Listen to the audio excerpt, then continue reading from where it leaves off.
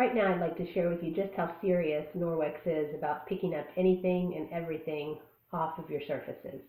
Historically, when I have had the opportunity to cook up some chicken in our household, after cutting it up and getting juice probably everywhere, I've used these guys to clean and to disinfect my counters. Now, typically what I would do is open it up, take one out, smear it all over, and say, oh, I'm done, and feel comfortable that I had cleaned up everything.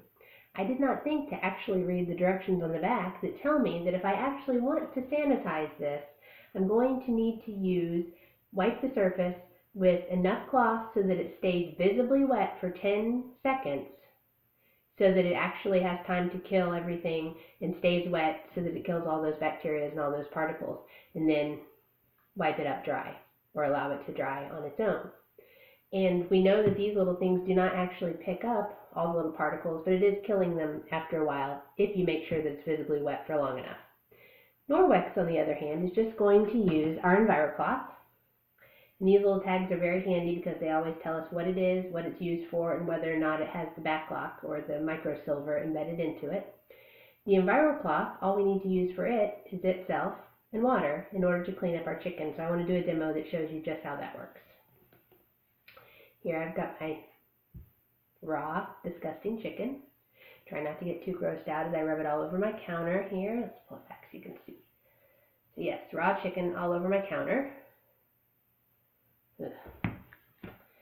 Then I'm going to take my EnviroCloth, and it's folded into fours, and I'm going to plop it down, make sure that it completely touches the surface. I'm just going to rub it around as I would cleaning my surfaces. There, all done. Now I'm going to take this swab, which a health inspector would use at a restaurant. See if I can get you to see it. Green is clean, and as it picks up proteins and bacteria, it gets more and more purple. So what we're looking for is a green result. So a health inspector would take this to a restaurant and would swab it all over,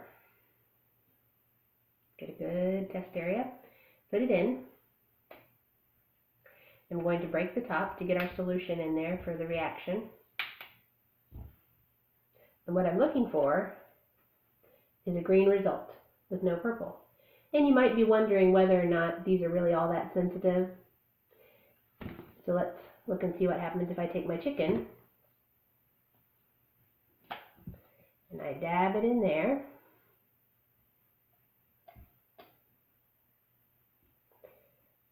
When I start to mix it up, at the bottom there it's starting to turn purple.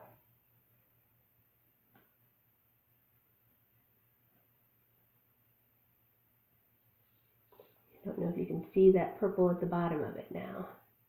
Here, and just so you know for sure, I'll dab a little more so that you can really see how purple it turns.